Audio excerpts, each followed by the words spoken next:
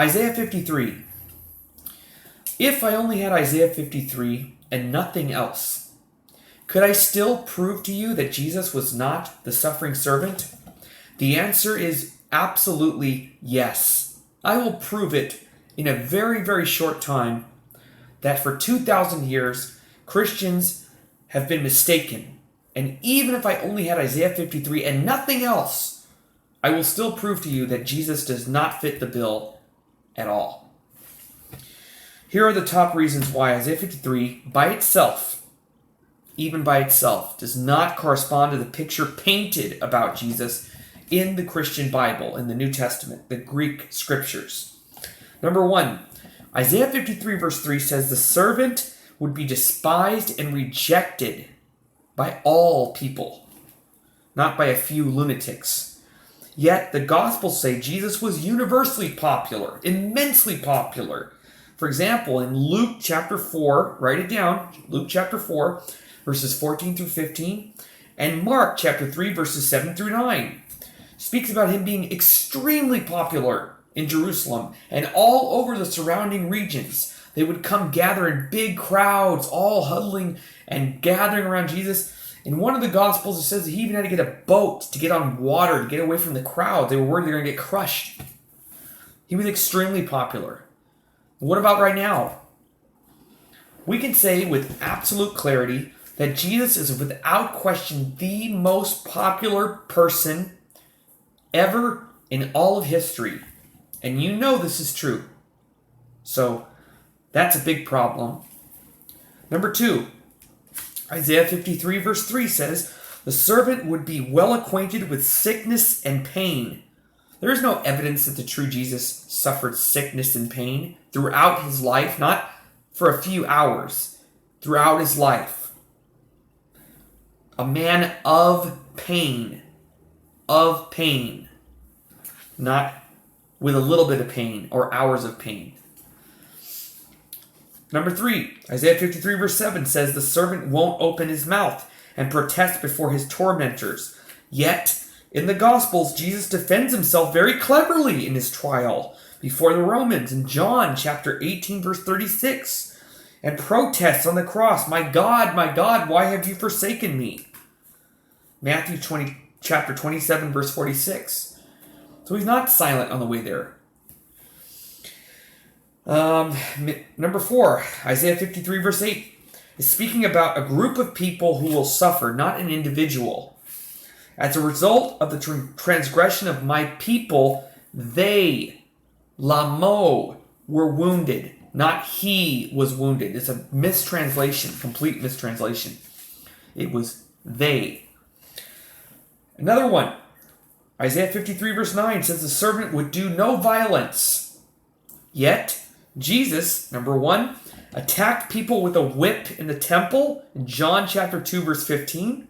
Number two, needlessly destroyed a fig tree, which is forbidden in Torah, Mark chapter 11 verses 12 through 14. Number three, needlessly killed an entire herd of pigs in Matthew chapter 8 verses 30 through 32. Needless harm to animals. Number four, said in a parable, those enemies of mine who didn't want me to rule over them, bring them here and slaughter them in my presence. Luke chapter 19 verse 27. Doesn't sound like nonviolence to me. Next, Isaiah 53 verse 9 says the servant will have no deceit in his mouth. Yet, Jesus, number one, contradicts himself in John chapter 18 verse 20 because he always taught secretly. In John, he tells the Roman leader, he says, I did not hide anything. I was open. I spoke in all the synagogues. I kept nothing in secret. Is this really true? No, it's not. In the Gospels, for example, Mark chapter 4 verses 10 through 12, he told everyone, shut your mouths. Don't tell anyone I did this. Matthew chapter 16 verse 20. Luke chapter 8 verse 56, he told everybody to shut their mouths. Don't tell anybody about this. Don't tell them I did this miracle. Don't tell them anything. Don't tell them what I said. My parables, they're only for you to understand, for no one else. So when he tells the Roman prosecutors, I was open and I declared everything openly. I kept nothing in secret. complete nonsense. Also, told the Romans his was just a spiritual kingdom. John chapter 18 verse 36, yet told his followers to purchase swords. Luke 22 verse 36, not so peaceful. He goes on later in Luke and says, ask them again, how many swords do you have? And they mention how many swords they have. And he goes, that's enough.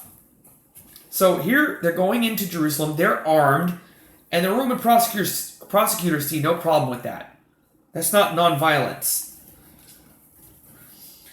Isaiah 53 verse 10, the servant would have children, seed, Sarah, and have long life. It does not mean children as in disciples. It means literal children. Sarah always refers to seed as in children, literal children, which you can see in Tanakh about the real Messiah in Ezekiel chapter 40 to the end. It speaks about the Messiah having children, a family. All right. Isaiah 53 verse 10 speaks about God's suffering servant Israel. The context of the surrounding chapters is about, in Isaiah, for example, chapter 52 through 54, the context of the surrounding chapters is about the Jewish people who suffer at the hands of the nations, but are ultimately redeemed by God. This is very, very clear. Isaiah identifies this servant as the Jewish people. Where does it say this? Write this down, look it up. Don't believe a word I say. Isaiah 41, chapter 41, verses 8 through 9. Write it down. Isaiah 43, verse 10, chapter 44, verses 1 through 2, and then verse 21 of chapter 44. Then chapter 45 of Isaiah, verse 4, and then chapter 48 of Isaiah, verse 20, chapter 49, verse 3, chapter 54, verses 16 through 17. Very clear. It's Israel.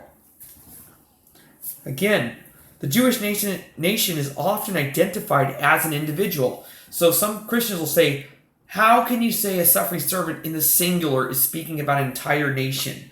Well, here's your answer.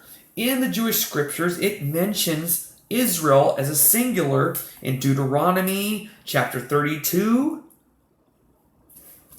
Hosea chapter 8 verse 3, chapter 14 of Hosea, verses 5 through 6, Jeremiah chapter 50, verse 19, Exodus chapter 4, verse 22, where God tells Moses, you tell Pharaoh, Israel is my son, my firstborn.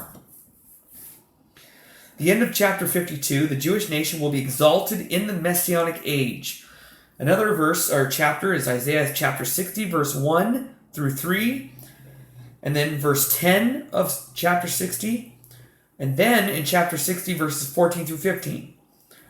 Another one is Isaiah chapter 61, verses 6 through 9. Chapter 62, verses 2 through 3. Zephaniah chapter 3, verses 19 through 20. Nahum chapter 2, verse 2. Another point. It says that the nations and kings will be shocked out of their skulls when this happens in Isaiah 53. Shocked out of their skulls when all this comes to place.